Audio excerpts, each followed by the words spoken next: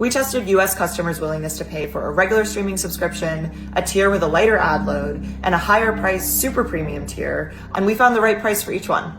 Over the last few years, music streaming apps like Spotify and Apple Music have finally raised their prices for the first time in their company histories. Part of the motivation for this is that streaming revenue growth is finally starting to slow. The format is now widely adopted in established markets like the US. But a streaming subscription, which gives you access to almost all the music in the world on demand, still costs less than a pizza delivery. So why doesn't Spotify just raise their prices more?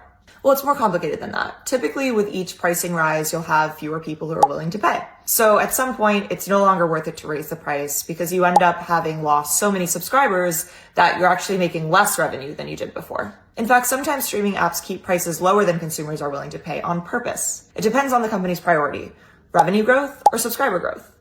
When streaming companies were first getting started, it was more important to grow the subscriber base than it was to actually make money off of them. And just as raising the price results in fewer people willing to pay, lowering the price results in more people willing to pay and you grow your subscriber base. So how do streaming apps decide when the price is right?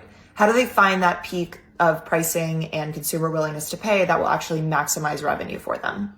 Well, Perry Gresham and I have done most of the work for them with our latest report from Midia Research.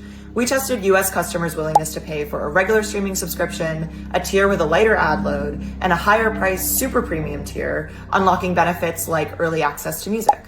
And we found the right price for each one. Comment if you want to learn more.